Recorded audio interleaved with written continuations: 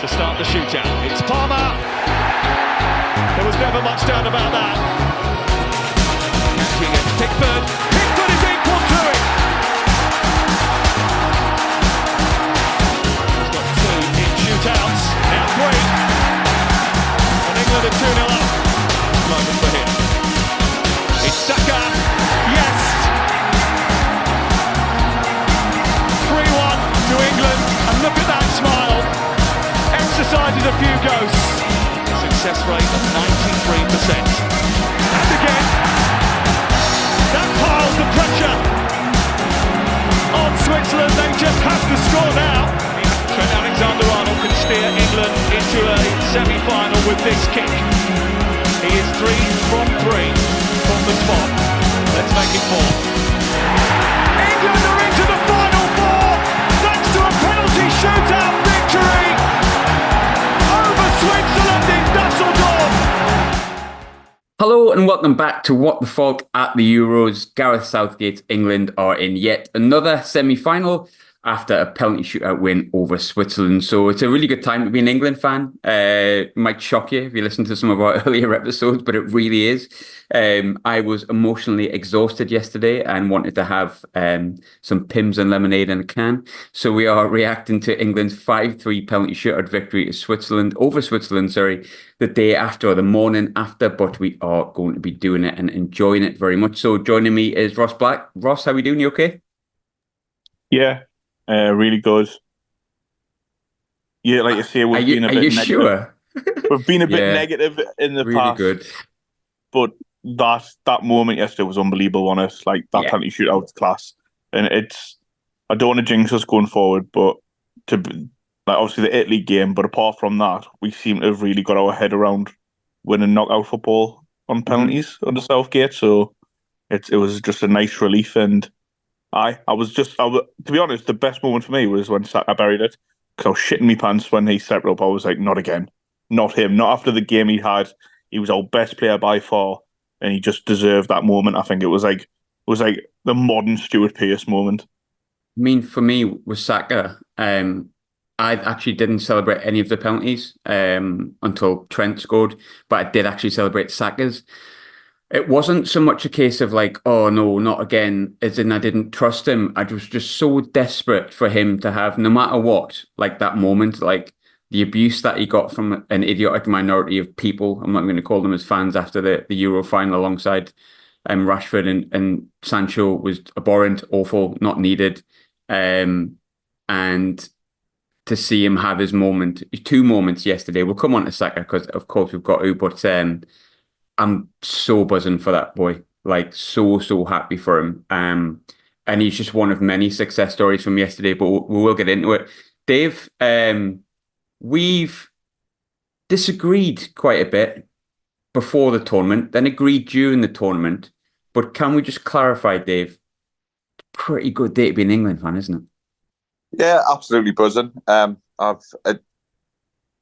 like to be people will tell me I like to be the pessimist. I'm not the pessimist. I'm definitely the realist, which is apparently the pub phone ringing, people trying to book lunch. Sorry about that, guys. Tell them no.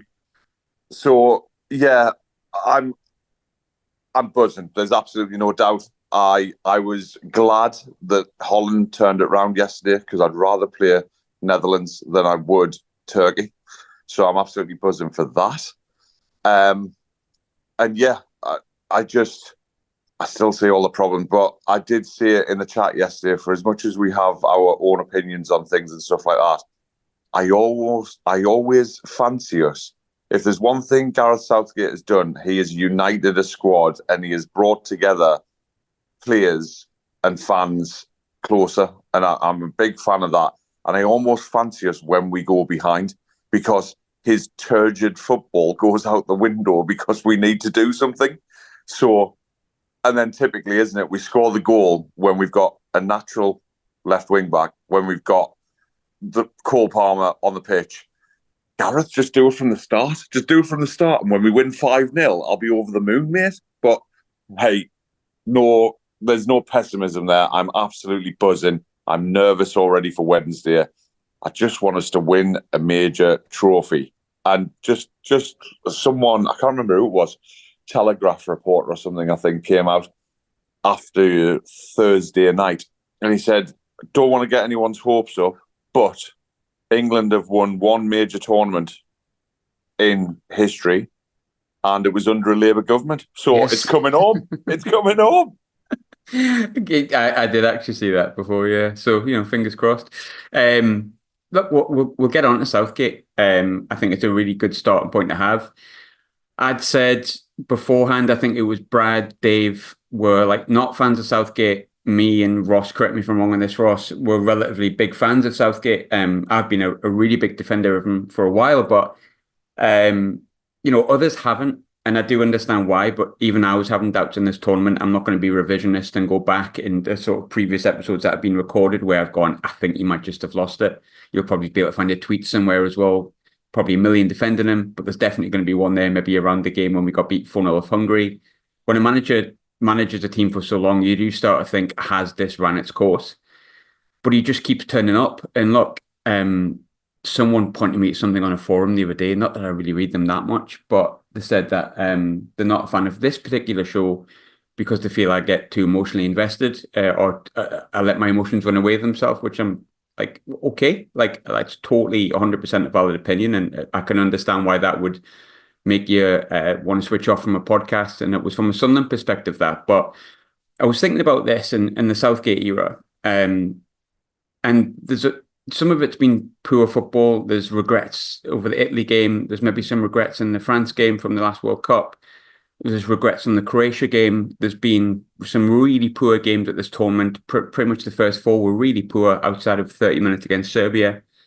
But Gareth Southgate's time as England manager has been the best 8 years I've ever had in my life supporting England and the majority of this generation, which comes down to when he's took over the team. Yes, some of the talents that have come through, the only thing he's missing is a trophy. And sometimes I think, and it's to go back to the point I was making before about people saying that maybe I get too emotionally invested and stuff.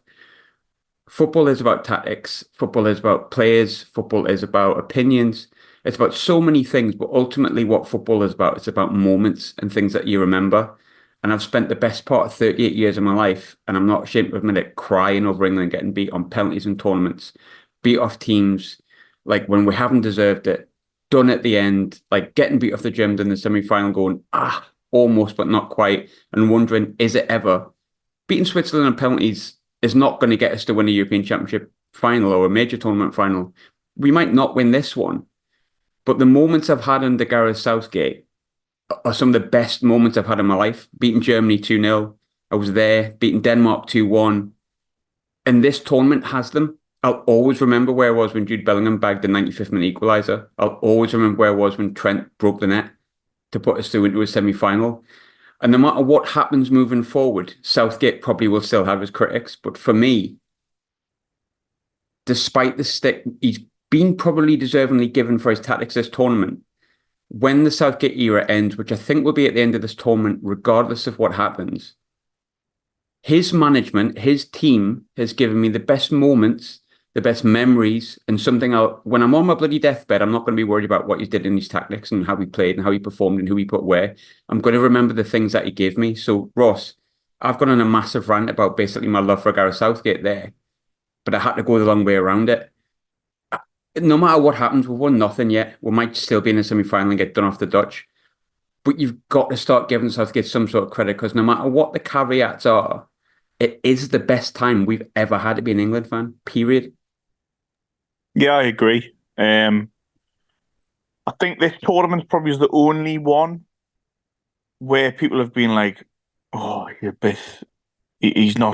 we wouldn't do that. It's the first one, I think, where universally it's been like, we should do it this way, and he's done it his own way.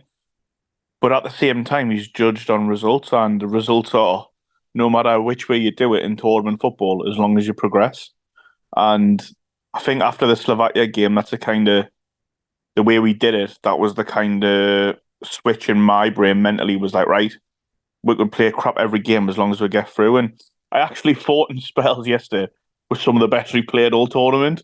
But then once again, we did shit the bed for a bit. And unfortunately, I think as well, not enough credit was given to the Swiss team by everyone. because you look at their tournament results. They needed Germany to get a last-minute equaliser against them. They hammered the Italians, and I think they're actually quite smart, tactically very good. Xhaka's playing the best football of his career since he moved to Leverkusen. So yeah, I think like you say about the point with Southgate. I think this time you could probably argue he's been very lucky in the fact that we have unbelievable talents that get us out of the mire with brilliance, like Bellingham, like Saka. But also, you look back at these first few tournaments, his squad had the likes of Jesse Lingard, Ashley Young, and he still made it at the semi-final. So he's on paper, he will go down, no doubt about it, as one of the best England managers of all time. And you kind of take that away from him. And also, again, I think the rhetoric that it went a bit sour near the end, which it has, you know what I mean? There's no point rewriting what we thought as well, especially with the tactics. But he did change it yesterday for maybe not the individuals we changed, but he changed the shape and the formation, which I was shocked at because I thought he's going to stick with this all the way through. But he clearly knows now himself that he needed change, and I think we were better for it. It wasn't great, don't get me wrong. We were frustrating, and it took an absolute brilliance by Saka to get it level. But I also do think that a few individuals are underperforming massively for him, aka the likes of Foden, the Harry Kane, two players who've had unbelievable seasons in their club form, are nowhere near it, absolutely miles away from it, and it's mad to be going into a semi-final of a European Championship with genuine thoughts of, should we drop Foden and Kane and be better for it? Like, that's genuinely like going through my mind. It's mental. I thought Foden was all right yesterday, but I agree with you on Kane. Kane just looks, I don't know. I don't have any negatives in it because I don't feel negative, but he doesn't look like he's not Harry fit Kane. though, is he? He doesn't He's look not it. fit. He doesn't look it. He didn't play the last couple of games for Bayern Munich. He didn't start any of the warm-up games. And I feel like he's trying to nurse his way through and like get through it so that at the end he'll be, you know what I mean, like flying at the end of it and progress through. A bit like, by the looks of it, we're going to get Luke Shaw in the semi-final, which is huge because he managed to get a good 45 minutes yesterday inadvertently, which was good. We kind of keep playing Trippier on the left. Like, no, it's not an anti-Trippier thing. It just doesn't knacker us. There was one point where we made a really good break in extra time. It was before, second half, and it was before Shaw came on. And like the ball was passed to Trippier, and I knew for a fact he was going to have to cut in. Sorry, you are right though about the Trippier thing, and it's not his fault. Like yesterday, made perfect sense for him to. Although, again, you look back at it, Saka absolutely destroyed their left back, so it was the right idea to put him out there. But logically thinking, he would be the right wing back with his right foot. And at least Shaw, it offers us so much balance. He's good going forward. He's good defensively as well if we want to drop into a back four. He just gives us so much more balance. But yeah, I think Foden, Palmer, that's a conversation maybe worth having as well. And I think Tony and Kane is another conversation. But overall, just buzzing, man. It was just the moment Saka scored. To be fair, we went 1-0 down. I kind of gave up. I was devastated. And then after the brilliant. It just feels like we've got this much talent in our team that, a bit like the French have done for the past few years, that even when they're playing rubbish, they've got so many good individual players that they'll just turn up with a bit of brilliance and get you out the shit. You just need sometimes a second, and I get frustrated when people go, "No, England are lucky." There's not lucky about an overhead kick in the 95th minute from the world's best midfielder, in my opinion. That's been under par regardless. He still is on form. And then there was nothing lucky about Saka's goal yesterday. That's quality that if it's the Germans, the Spanish, the French, and yesteryear you go, well, that's just what they've got. That's what wins tournaments.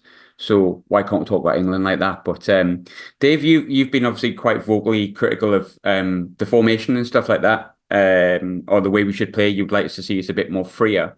He did change it yesterday. Now, I don't know if it's because I live in Scotland, but I seen Twitter was getting like raging at the pundits saying we played well. Now I thought we did. Like I thought we controlled most of the game against a very good Swiss side, who in my opinion are probably at least in the top 10, top 12, especially on current form and the way they've performed in the tournament. They've got some players that have barely tasted defeat all season for their club team. But he did change it. He kept us guessing by putting Trippier on the left, which was a bit odd. But I suppose in a sense it paid dividends because Saka was your best player. But what were your thoughts on how the formation looked? And should we keep it, Dave, moving forward, or would you keep the formation and change some of the personnel?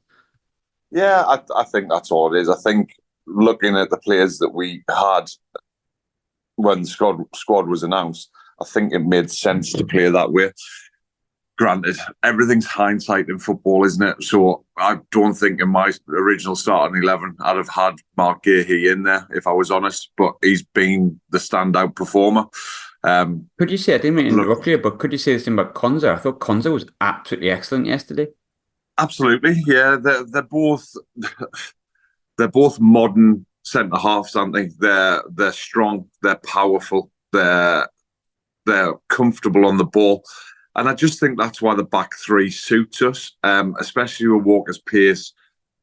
I mean, we're talking about Kyle Walker being Mr. Reliable for the last 12 years. Absolute consummate professional when it comes to football.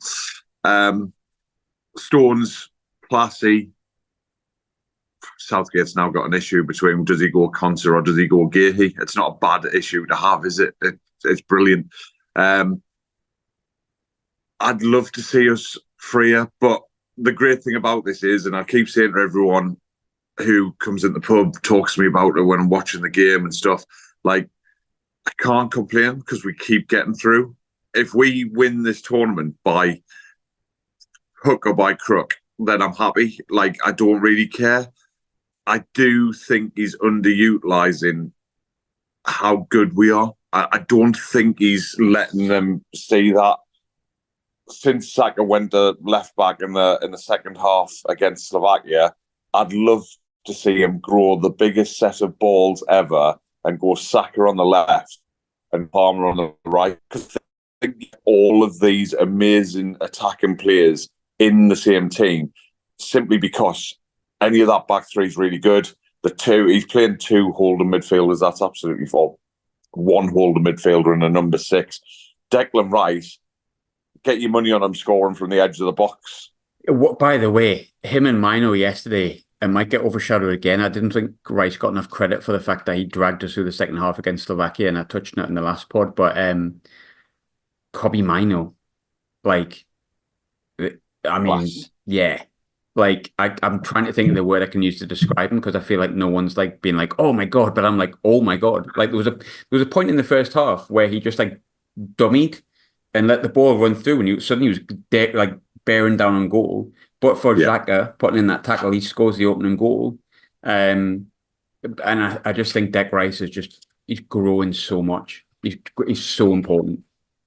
Massively. I think he was brilliant yesterday, and I love the fact that he's spare man on the edge of the box. And England, for me, it's just a little bit too deliberate. It's just a little bit too slow. And I think if we sped everything up a little bit, and I think if we did it a bit quicker and we took a few more calculated risks in the final third, I genuinely think that we put someone to the sword. Well, and like properly put them to the sword where we're all 3-0 up. We're all there dancing on tables and not worried about having to go to extra time or having to go to penalties. Although, again, you're completely right before in the mindset that we went into penalties yesterday and I wasn't even nervous. And that's saying something. Like, I think them bits, the attention to detail, and that's where I'll give Southgate credit. And I haven't premeditated this, so I'm completely speaking off the cuff. That's where Southgate's attention to detail is absolutely immaculate. It's immaculate to the point that in a controlled, concise environment, i.e. penalty shootout, I think his attention to detail is that good that I have confidence in him. So basically, if Gareth Southgate was teaching me how to play chess, I'd think I was going to be the next chess world champion. By the way, I can't believe you said you weren't nervous on penalties. Honestly, my kidneys and my liver and everything fell out my arse. Like, no, honestly, I said the same in the group, didn't I? I wasn't even nervous going 1-0 down because I genuinely feel that the connection that they all have and the mentality within some of them. Like, look at They don't give Jude. up. Like they don't give up, do they? I No, mean, like say what absolutely you not. want about a lot of the performances, and you can say a lot about a lot of the performances and the underperformance. I never felt like yesterday any of the players were like shirking responsibility. Like what I actually like, I know Ross said he thought Foden was under par. Tell you what I quite like about Foden yesterday. He never stopped running. Like he chased everything. And if you're not on form, the only thing that you can sort of ask is just just run, like have a go, like close your man down. And I thought Foden did that really well yesterday. And I just feel, and I said this before the tournament, and I mentioned it about Bellingham and players' mentality. It's going to be a big ask to win it because Spain are playing well. And I think the Dutch are a really tough opposition to get beyond. But I think even if we were to lose in the semi-final, I really think it's hard to criticize these players' mentality. We are building winners. We are building people who are leveled, balanced, measured. And whether that comes from Southgate's management, which is balanced, measured, boring, some would say. Although I did enjoy his little dance at full time yesterday, fair play to him. I do feel like we've got a bunch of players that are just like really switched on and like their mentalities above what we've seen before. But Ross, I want to talk to you about the penalties. I never thought I'd do this on a podcast. Let's discuss England penalties and just how good they were. Like, I'm going to ask you a question because I think it's a good question. We've talked about Saka's, but what were your favourite penalties? Because they were all so good. Ivan Toney, my God. Like everyone in the pub was gone. Ivan Toney doesn't miss penalties. And there's a little thing in the back of my mind going, bet he fucking misses this one for England. You know what I mean? Like Saka's only missed, I think, one in his career, and that was for England. and like Saka, like I say, I mentioned earlier, Saka, the whole country was like, please score. Please score. Tony's was unbelievable. But I think the penalty we need to talk about the most is Akanji, because that's the difference. And once again, Sunderland, Jordan Bosch, Pickford. Hey, Bosch. Get the rave on. England's greatest ever goalkeeper. I agree with that. It's an opinion that some people will disagree with, but they can disagree with all I want. I think there's facts there to prove it. There's only really Banks you could say who was better because he won a World Cup and the saves he pulled off afterwards were unbelievable. But for tournament football, the amount of times like he's saved a penalty in every penalty shootout he's ever been in. He's even scored in one. He saved 4 penalties in major tournaments. The rest of England's goalkeepers combined have saved 2. Yeah, and that's just unbelievable. But not just that, he had to pull off a couple of regular saves, you'd say, yesterday, but he was there. He couldn't do nothing about the goal. But overall, when he's been asked to be counted on this tournament, same as last, like look at the penalty shootout we lost against Italy.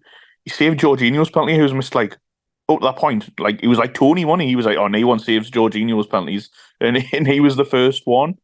But yeah, it's a massive penalty. It sets a tone as well because they win the toss to go first. If you get the first goal, then we're always chasing it.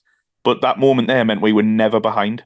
No, we went first. No, we went first. Sorry, yeah, but the point still stands. Still, we were never chasing the penalty shootout. We were always in total command of it due to that save, and he got close to one by Shaqiri, which was one of the best penalties of the whole game. Do you know what I quite like? This hasn't been touched on, talking about Shaqiri and Pickford. It was a fantastic penalty, which, to be honest, look, no real doubt with Shaqiri. Like, no real doubt with it. But that corner that he took that almost sneaked in. Did you see the highlights where Pickford like looked at him and was like, whoa, nearly? Like, and it was funny, I watched a video of Pickford before the game and it was like talking about, I think it was BBC was showing him like the England players, like photos of themselves when they were young, and it was him in like a Sunderland top when he must have been like 12 or something, and he said, oh, what do you think of that? And he went, oh, well, my teeth have got better. Like, but then they went, what would you say to like young Jordan Pickford at that point? And he went, just enjoy it, like enjoy football, like it's a good game, like you're playing for England, you're playing Premier League football, like just enjoy it. And I sometimes think people think Pickford is arrogant, the joker, he's antics and all that. That's just a kid that is from Washington that just loves football. I think he's absolutely mental, and that's why everyone loves him as well. I think I worship the ground he walks on. I absolutely fucking love him. But I think even at first, like or he did have a few brain farts playing for Everton when he was a young goalkeeper. Like, you know what I mean? Like that happens. But then I think as the tournaments have went on, the years have gone in England, the whole country's realised like he's the boy, him like he never lets it down, and people have realised that he's crackers. Like look, the pulling faces and that before the penalty is hilarious. Like, but that's what he is, and to me, right, I know Everton fans, if any of them listening here, are going to be like, "Fuck off, man, that Chan." To me, he's an elite keeper who should be playing for an elite team in Europe, and he's worth it. And I think if I just, Everton, for the record, if Everton could sort themselves out, they are an elite club. They just seem to be yeah, like Sunderland. sorry, I didn't mean to offend half of the blue side of Merseyside. No, I like Everton. I like I Everton a do. lot. I was meaning more a club who are now in Europe. I feel like he deserves to be playing at that level You and can't above. you can't say that Everton have been at the level they should be at for the best part of like 15 years. So the point stands. The point is, for me, he's 30-year-old and he hasn't played a Champions League game to my knowledge. He hasn't played in Europe to my knowledge. And he's yet played in what, 4 major tournaments for England and like shown like the biggest bollocks I've ever seen in my life. The One caveat to that I would say, Graham, is Manuel Neuer's going into his last year of his contract at Bayern Munich. There's not many better ready-made replacements. No, sorry, Evan. Harry, get on the phone. Get Jordan to move to Munich. I mean, I just think for me, Pickford, like, look, goalkeepers can go until they're about 40. Manuel Neuer is 38. I think there's kind of the proof of that. But I think Pickford has just been brilliant, and people will listen to this and go, "Oh, Sunderland podcast, of course." But the proof's in the pudding. Like the proof's in the pudding with Pickford. Look, I'm not putting any blame whatsoever onto a man that we're going to discuss just now. Rashford, Sancho, and Saka missed a penalty. It's kind of rare you miss 3 penalties in a shootout. If we had one or two people that had scored that penalty, Pickford's won us a European Championship. And look, as if buts and maybes he didn't. But the 2 saves he made in the last Euros were outstanding. He's made another one yesterday. He made a fantastic save from I think it was Carlos Bacca in the World Cup, which is a brilliant save. I'm just delighted that his little arms seem to extend themselves apparently in penalty shootouts. So yeah, stick that up, be chuff. Can I just like say as well how good it is that you've seen obviously Ramsdale and Henderson aren't going to play. They know they're not going to play. They're there to make the numbers up and they're there in case he gets injured or suspended. But it was great to see the reaction when we won the penalties that Ramsdale and Henderson just ran straight to Pickford and they were over the moon. And we mentioned about like the culture and mindset. That's one thing like Southgate's got to be commended for. It's like a club team and everyone's behind everyone. Even if you're not playing, you know you've got a role in the squad. And I do think we obviously have been looking at penalty shootouts and working on it behind closed doors because everything was very meticulous and done correctly. And I feel like the keepers will have a big part of that. So I just thought I'd mention that it was really good. I was really, really pleased to see the likes of Ramsdale, Henderson just fully into the celebrations and just fully behind Pickford, which I think is class. Sometimes people, I think someone said yesterday, "Oh, we're just biding time until club football's back." No, I'm not. Like for me, I love unity. That's why I love Sunderland. I love everyone being together and kind of not necessarily on the same page, but wanting the same thing. I don't think there's anything better in life because, like, look, maybe I'm getting a bit emotional here. I've probably had too many drinks and I'm probably coming off the hangover. But like when people are together and like united behind like a cause, it just feels really nice. And I think for me, it's like the best thing about football. It's why I love football because I love people, I love community, I love conversation. I love like being around people and having conversations with people just about things I'm passionate about. And I think England, since Southgate's been there, even at the worst of times, have kind of the teams felt together. Even if maybe the fans have had a disconnect like earlier in the season, but it feels like we're all together again. We're all enjoying it. I love tournament football, and like I would do anything for England to win a major tournament. It's like one of the things I want to see before I fucking pass away. So, which I might never do. I could be Highlander. Who knows? You're gonna have to chop my head off. But fingers crossed that I do, and I hope it's this one. But Dave, we've got a little bit of time left, and I could go through multiple players that I think have got massive stones. Aside from John, like I thought Ivan Toney, the way he took a penalty, it's his first major tournament, it's his first couple of minutes, he took that penalty. I thought Trent's been criticised for his performances, and you know, rightly so. I thought he was very poor. and he took a really pressure penalty, which could have made him the villain, and he became the absolute hero. I think Cole Palmer taking the penalty that he did, like coolest customer on the planet. Of course he scored. Of course he scored. But Saka, I know we touched on it at the start of it. Look, for me, he's one of our best players. He's probably not been at his free-flowing best in the group games, and then probably wasn't that great against Slovakia alongside many others. There's been a lot of chat about Bellingham, a lot of chat about Kane, a lot of chat about certain players. For me, yesterday, Saka wasn't just a great moment for him scoring the penalty. It wasn't just a fantastic goal. I thought he was our best player by an absolute mile. I don't think we can do it in the time we've got left, but I'm going to ask you to try, Dave. How much credit does Saka deserve for not just being another England statistic, another England person that just missed a penalty? You know, since that moment, he scored a hat-trick for England.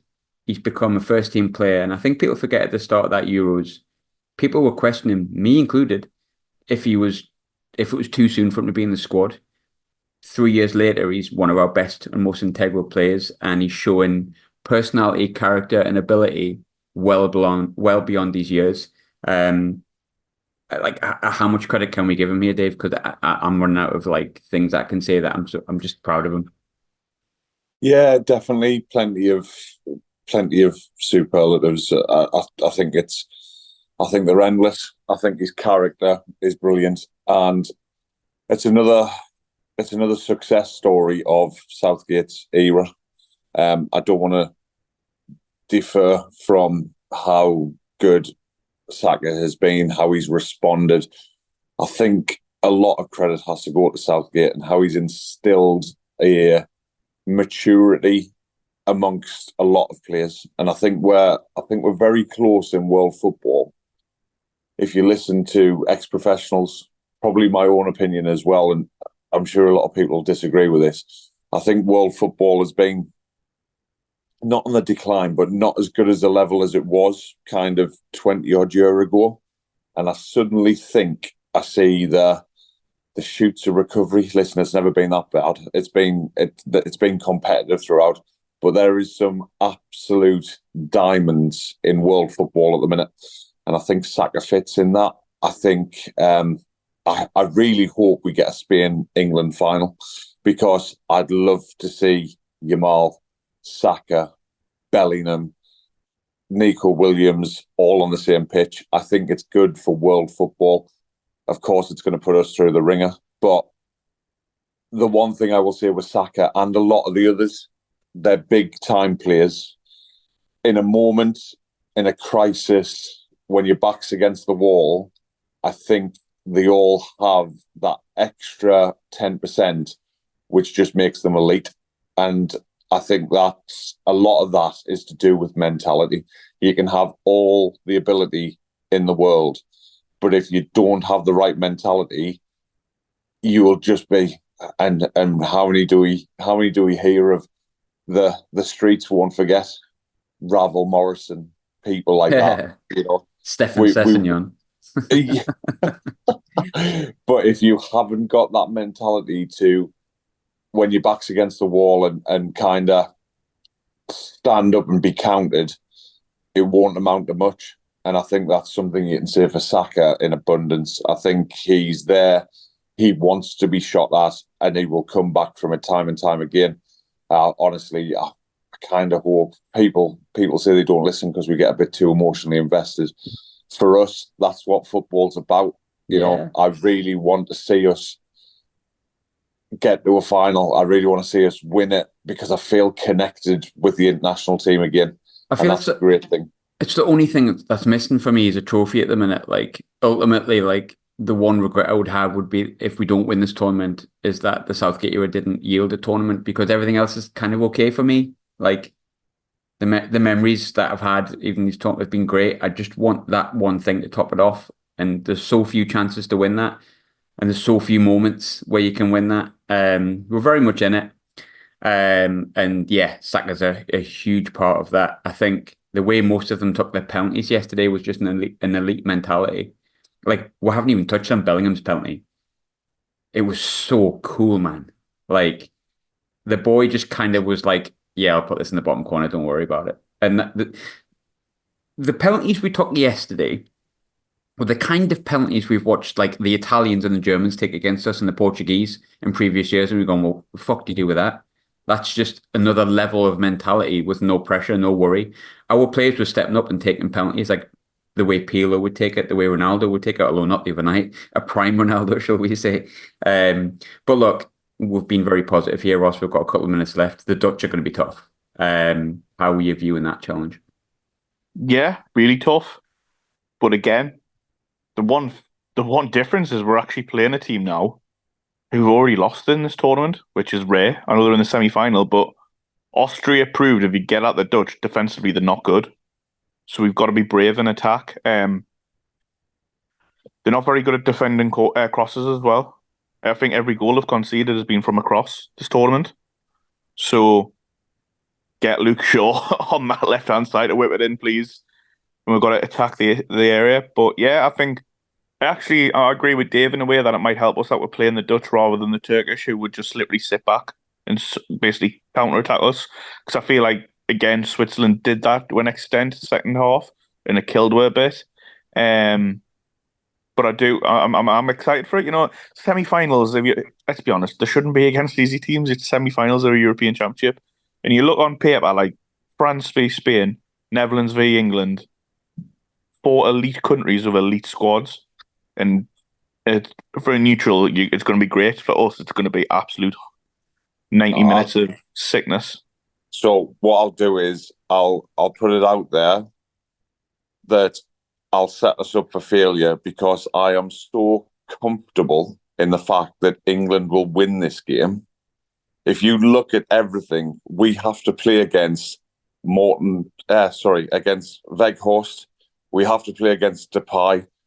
Gakpo, fair enough, he's still a Premier League footballer, but there is so many ex-Premier League footballers who want to stay at that level who don't do it anymore. And we have, honestly, it will click at some point. I hope we doss our way through on Wednesday night and it clicks in the final. But I am so confident about Wednesday night. Our midfield is so important, and I don't think the Dutch particularly have one. So I think Rice, who's been immense for the last 2 games, Mainu, who's been immense for the last 2 games, I think they're the 2 who win us the game. But I totally agree with you, Ross. Please, just keep the natural balance of the team, and I swear it'll finally click, and I think we'll win 3-0. But yeah, no nerves here whatsoever, which is really, really dangerous. Really dangerous. The outcome makes me nervous, but in terms of actual on paper, and that's not how you play football before everyone shouts at me, but we should actually do it and we should get there. Please let me be true. This is the opinions of Dave, not What the Fuck podcast. Before we go, I've got a test. I'm going to throw it to you, Ross, and Ross, then you're going to throw it to Dave, and we're going to see how far we can get. So, Ross, you've got to hold and give. Do it at the right time. Dave? It just feels, I haven't got a clue. I just normally hum the words. You can be slow or fast, but you must get to the line. They'll always hit you and hurt you, defend and attack. There's only one way to beat them. Get round the back. Catch me if you can, because I'm an England man, and what you're looking at is a master plan. We ain't no hooligans. This ain't a football song. 3 lines on our chest. You know we can't go wrong. Thanks very much, guys and girls. Love's got the world in motion, and I know. Brilliant. Excellent. On to Wednesday. How are you, lads? How are you, lads? How are you, lads? Did it again.